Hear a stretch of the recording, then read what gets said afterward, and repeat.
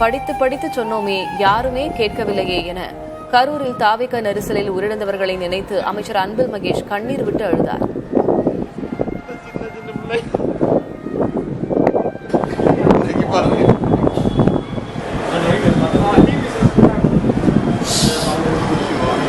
படிச்சு சொன்னாங்க, கண்டிஷன்ஸை ஃபாலோ பண்ணுங்கடா, கண்டிஷன்ஸை ஃபாலோ பண்ணுங்கடா. 30 நின்னா சரி. சின்ன சின்ன பிள்ளை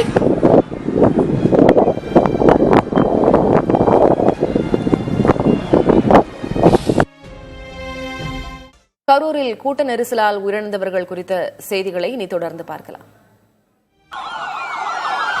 கரூரில் விஜய் கலந்து கொண்ட தாவேக பரப்புரையில் ஏற்பட்ட கூட்ட நெரிசலில் சிக்கி 39 பேர் உயிரிழந்தனர்.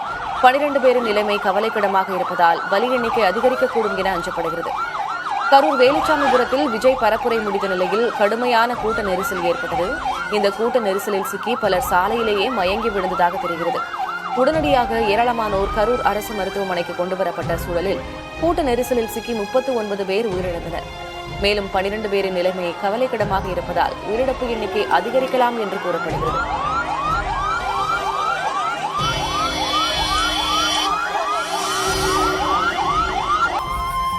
கரூர் துயரச் சம்பவத்தில் உயிரிழந்தோரின் குடும்பத்தினருக்கு தலா 10 லட்சம் ரூபாய் நிவாரண உதவி வழங்கப்படும் என்று தமிழக அரசு தெரிவித்துள்ளது. இதுகுறித்து அரசு வெளியிட்டிருக்கும் செய்தியில், கரூர் துயரச் சம்பவத்தில் உயிரிழந்தோரின் குடும்பத்தினருக்கு தலா 10 லட்சம் ரூபாய் நிதியுதவி வழங்கப்படும் என்று கூறப்பட்டுள்ளது. மேலும் இந்த சம்பவத்தில் காயமடைந்தோருக்கு தலா 1 லட்சம் ரூபாய் வழங்கப்படும் என்றும் அரசு அறிவித்துள்ளது.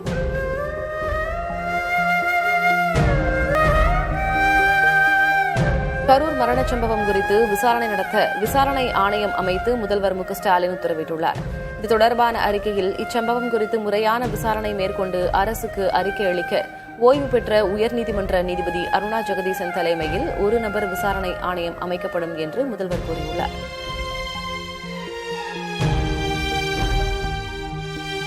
கரூரில் கூட்ட நெரிசலில் சிக்கி உயிரிழந்தவர்களின் உடல்களுக்கு முதல்வர் ஸ்டாலின் நேரில் சென்று அஞ்சலி செலுத்தினார். கூட்ட நெரிசல் சம்பவத்தை தொடர்ந்து சென்னையிலிருந்து இரவோடு இரவாக புறப்பட்டு திருச்சி விமான நிலையத்திற்கு சென்ற அவர் அங்கிருந்து சாலை மார்க்கமாக கரூர் வந்தடைந்தார். அதிகாலை 3:30 மணி அளவில் கரூர் அரசு மருத்துவமனைக்கு சென்றடைந்த அவர் பிணவரையில் வைக்கப்பட்டிருந்த உடல்களுக்கு மலர் வளையம் வைத்து அஞ்சலி செலுத்தினார். தொடர்ந்து உயிரிழந்தவர்களின் குடும்பத்தினரை தனித்தனியே சந்தித்து ஆறுதல் கூறினார்.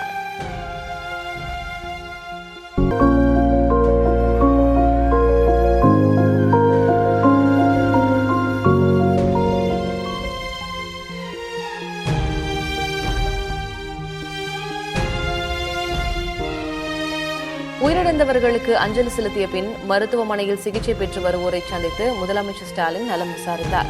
தொடர்ந்து மருத்துவர்கள் மற்றும் அதிகாரிகளோடு ஆலோசனை மேற்கொண்ட அவர் அங்கு தீவிர சிகிச்சை பிரிவில் அனுமதிக்கப்பட்டுள்ளோரின் உடல்நிலை குறித்து மருத்துவர்களிடம் கேட்டறிந்தார்.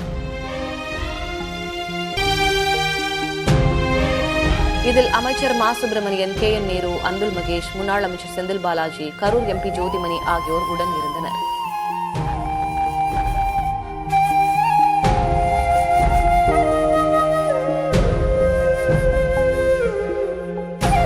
கூட்ட நெரிசல் சம்பவம் குறித்து அரசியல் நோக்கத்துடன் எந்த கருத்தையும் கூற விரும்பவில்லை என முதல்வர் ஸ்டாலின் தெரிவித்துள்ளார். கரூர் அரசு மருத்துவமனை வளாகத்தில் செய்தியாளர்களிடம் பேசிய அவர் ஆணையத்தின் விசாரணை அடிப்படையில் நடவடிக்கைகள் எடுக்கப்படும் என தெரிவித்தார். காலையில் 9:30 மணிக்கு தான் வரலாம் என்று முடிவு செய்து விமானத்தில் டிக்கெட்டு பதிவு செஞ்சிருந்தேன். ஆனால் இந்த கொடூரமான காட்சிகள் எல்லாம் தொலைக்காட்சியில் பார்த்தபோது எனக்கு மனசு கேட்கல. வீட்டில் இருக்கவே என்னால் முடியல. அதனால தான் முன்கூட்டியே போக வேண்டும் என்று நான் திட்டமிட்டு 1 மணி அளவில் விமானத்தை பிடித்து இங்கே வந்து சேர்ந்திருக்கிறேன். அதுக்கு தான் உயர்நீதிமன்றத்தினுடைய ஓய்வு பெற்ற நீதிபதி தலைமையில் ஆணையம் அமைக்கப்பட்டிருக்கு. அந்த ஆணையம் விசாரித்து முழுமையாக சொல்லும். இதுக்கிடையில நீங்க கேட்கிற மாதிரி அரசியல் நோக்கத்தோடு எதையும் சொல்ல நான் விரும்பல. திருப்பி தான் சொல்ல போறேன். ஆனா ஆணையம் அதுக்காக அமைச்சிருக்கிறோம். இந்த ஆணையத்தின் மூலமாக உண்மை வெளிவரும். அந்த உண்மை வெளிவருகிறப்ப நிச்சயமாக உரிய நடவடிக்கை எடுக்கப்படும். யாரு கைது செய்யப்படுவார், யாரு கைது செய்ய மாட்டார், நீங்கள் கேட்கிற எந்த இடத்தோடு கேட்கிறீங்களோ அதுக்கெல்லாம் நான் உட்படுவதற்கு தயாராக இல்லை. தாவேக தலைவர் விஜயின் பரப்புரை கூட்டத்தில் ஏற்பட்ட நெரிசலில் சிக்கி இதுவரை 39 பேர் உயிரிழந்திருக்கும் நிலையில் திருச்சி விமான நிலையத்திற்கு வந்த விஜயிடம் செய்தியாளர்கள் கேள்வி எழுப்பினர். ஆனால் அவர்களுக்கு எந்த பதிலும் அளிக்காமல் விஜய் கடந்து சென்றார்.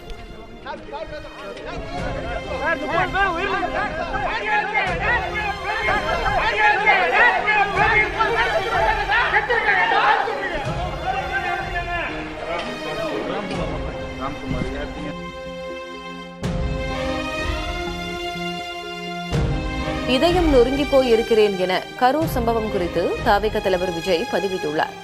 இந்த சம்பவங்கள் தொடர்பாக எவ்வித பேட்டியும் நேரடியாக வழங்காத தவிக தலைவர் விஜய் சம்பவம் நடந்து 4 மணி நேரம் கழித்து தனது வேதனையை எக்ஸ் பக்கத்தில் பதிவிட்டுள்ளார். அதில் இதயம் நொறுங்கி போயிருப்பதாகவும் தாங்க முடியாத வார்த்தைகளால் சொல்ல முடியாத வேதனையிலும் துயரத்திலும் உழன்று கொண்டிருப்பதாகவும் கூறியுள்ளார். கரூரில் உயிரிழந்த எனதருமை சகோதர சகோதரிகளின் குடும்பங்களுக்கு தனது ஆழ்ந்த அனுதாபங்களையும் இரங்கல்களையும் தெரிவித்துக் கொள்வதாகவும் விஜய் பதிவிட்டுள்ளார். மருத்துவமனையில் சிகிச்சை பெறுவோர் விரைவில் குணமடைய பிரார்த்திப்பதாகவும் விஜய் கூறியுள்ளார்.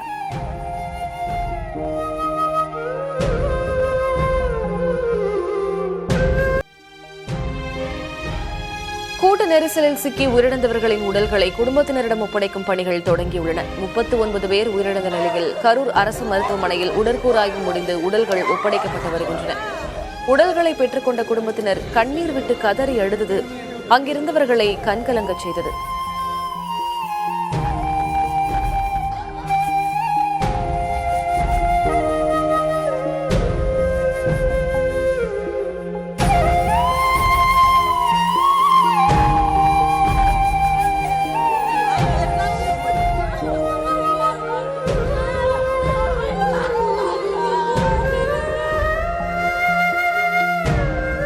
கரூரில் விஜய் பேசிக் கொண்டிருந்த போதே இந்த பேரழிவு தொடங்கிவிட்டதாக தெரிய வருகிறது. விஜய் பேசிக் கொண்டிருந்த போதே சிலர் மயக்கமடைந்து விழுந்துள்ளனர். உடனடியாக மயக்கமடைந்தவர்கள் ஆம்புலன்ஸில் மருத்துவமனைக்கு அழைத்துச் செல்லப்பட்டுள்ளனர்.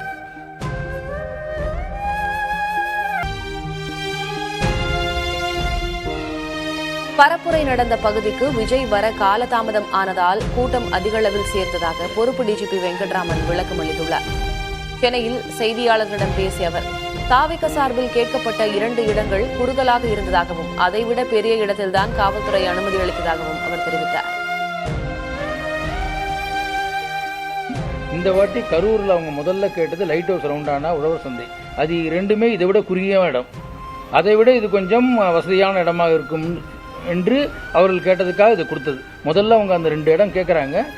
நாங்கள் அது முன்னாடி நடந்த கூட்டத்தை வச்சு இந்த இடம் போராதுன்னு சொல்ல போய் தான் இந்த இடத்த அவங்க வாங்கிக்கிறாங்க. உங்களுக்கு ஞாபகம் இருக்கும், இதே இடத்துல 2 நாள் முன்னாடி ஒரு மாநில அளவில் ஒரு பெரிய கட்சி பரப்புரை செஞ்சிருக்கு. அதே டயத்தில் அது ஒரு முக்கியமான விஷயம். அவங்க சொன்னது 10,000 இந்த கூட்டத்திற்கு, ஆனால் வந்தது 27,000 கிட்ட. ஆனால் 10,000ஐயும் விட அதிகமாக தான் நாங்கள் எதிர்பார்த்து கூட்டம் காவல்துறையினர் பணியில் அமர்த்தப்பட்டாங்க. 12 மணிக்கு வருவாருன்னு போட்டிருந்தாங்க. 11 மணிலேருந்து உங்களுக்கு கூட்டம் வர ஆரம்பிச்சிருக்கு. கடைசியாக இவர் வரும்போது 7:40. ஆமாம், தமிழ் வெற்றி கழகம் தான். என்ன, கடைசியாக இவங்க வரும்போது 7:40 ஆயிடுச்சு. அதனால காலையில் 11-12லேருந்து சேர்ந்த கூட்டம் அங்கேயே இருந்தது. அவங்களுக்கு போதுமான அளவு தண்ணி, சாப்பாடு இதெல்லாம் இருக்காது இந்த வெயில் நிலைமையில. அது ஒரு முக்கியமான பாயிண்ட். கரூர் கூட்ட நெரிசல் சம்பவம் குறித்து தமிழக முதல்வர் மு க ஸ்டாலின் மற்றும் ஆளுநர் RN ரவியிடம் மத்திய உள்துறை அமைச்சர் அமித்ஷா கேட்டறிந்துள்ளார். கரூரில் தவிக தலைவர் விஜய் கூட்டத்தில் நேரிட்ட நெரிசலில் சிக்கி பலர் உயிரிழந்தது நாடு முழுவதும் அதிர்ச்சி அலைகளை ஏற்படுத்தியுள்ளது. இந்நிலையில் மத்திய உள்துறை அமைச்சர் அமித்ஷா இந்த சம்பவம் குறித்து தமிழக முதல்வர் மு க ஸ்டாலினை தொடர்பு கொண்டு பேசியுள்ளார். அப்போது கரூரில் எப்படி விபத்து நேரிட்டது என்றும் தமிழக அரசு எடுத்திருக்கும் நடவடிக்கைகள் என்ன என்பது குறித்தும் அமித்ஷா கேட்டறிந்தார். மேலும் மத்திய அரசு சாத்தியமான அனைத்து உதவிகளையும் தமிழக அரசுக்கு வழங்கும் என்றும் மத்திய உள்துறை அமைச்சர் அமித்ஷா உறுதியளித்துள்ளார். தமிழக ஆளுநரிடமும் கரூர் விபத்து தொடர்பான விவரங்களை மத்திய உள்துறை அமைச்சர் கேட்டறிந்துள்ளார். தவிக தலைவர் விஜய் பரப்புரையில் நேரிட்ட நெரிசலில் காயமடைந்தோருக்கு தமிழக அரசு உரிய சிகிச்சைகள் அளிக்க வேண்டும் என எதிர்க்கட்சித் தலைவர் எடப்பாடி பழனிசாமி வேண்டுகோள் விடுத்துள்ளார். இதுகுறித்து செய்தியாளர்களுக்கு அவர் அளித்த பேட்டியை இப்போது பார்க்கலாம். பல பேர் மருத்துவமனையிலே சிகிச்சை பெற்று வருகின்ற செய்தி வெளியாகியுள்ளது. இது மிகுந்த அதிர்ச்சியை ஏற்படுத்தியுள்ளது, மிகுந்த வேதனையும் ஏற்பட்டுள்ளது. மருத்துவமனையில் சிகிச்சை பெற்று வருகின்றவர்களுக்கு அரசு உரிய முறையில் சிகிச்சை அளித்து அவர்களை காப்பாற்ற வேண்டும் என்று இந்த நேரத்தில் கேட்டு, இறந்தவர் குடும்பத்திற்கு எனது ஆழ்ந்த இரங்கலையும் வருத்தத்தையும் தெரிவித்ததோடு அரசு இறந்த குடும்பத்தாருக்கு நிவாரண உதவி வழங்க வேண்டும் என்று கேட்டுக்கொள்கிறேன். அதாவது என்ன இது செய்தியில் தான் நான் பார்க்கிறேன் ஒழிய என்ன நடந்தது என்பது எங்களுக்கு முழுமையாக தெரியாது. இந்த ஊடகத்தில் வருகின்ற செய்தியின் அடிப்படையில் தான் இந்த கருத்து சொல்லியிருக்கிறேன். முழுமையாக எனக்கு விவரங்கள் தெரிந்த பிறகு நான் முழு விவரத்தை தெரிவிக்கிறேன். கரூர் உயிரிழப்பு சம்பவத்தை தொடர்ந்து துபாயிலிருந்து துணை முதல்வர் உதயநிதி ஸ்டாலின் தமிழகம் வருகிறார். இதனிடையே தனது எக்ஸ் பக்கத்தில் பதிவிட்டுள்ள உதயநிதி பாதிக்கப்பட்டோருக்கும் கரூர் அரசு மருத்துவமனையில் உடனுக்குடன் சிகிச்சைகள் வழங்கப்படுவதாக தெரிவித்தார். இதேபோல் அமைச்சர்கள் தங்கம் தென்னரசு, அன்பில் மகேஷ் உள்ளிட்டோர் இரங்கல் தெரிவித்துள்ளனர். திமுக மக்களவை குழு தலைவர் கனிமொழியும் தனது இரங்கலை பதிவிட்டுள்ளார். கரூர் கூட்ட நெரிசல் மரணங்கள் தொடர்பாக தமிழ்நாடு அரசிடம் மத்திய உள்துறை அமைச்சகம் அறிக்கை கோரியுள்ளது. பாதுகாப்பில் ஏற்பட்ட குளறுபடிகள், மீட்பு நடவடிக்கைகள் தொடர்பாக மத்திய உள்துறை அமைச்சகம் தமிழக அரசிடம் விரிவான அறிக்கையை கோரியிருப்பதாக தகவல் வெளியாகியுள்ளது. கூட்ட நெரிசல் சம்பவத்தை தொடர்ந்து தமிழக வெற்றிக் கழகத்தின் கரூர் மேற்கு மாவட்ட கழக செயலாளர் மீது வழக்கு பதிவு செய்யப்பட்டுள்ளது. நிர்வாகி மதியழகன் மீது 4 பிரிவுகளின் கீழ் வழக்கு பதிவு செய்து கரூர் நகர காவல்துறையினர் நடவடிக்கை எடுத்துள்ளனர்.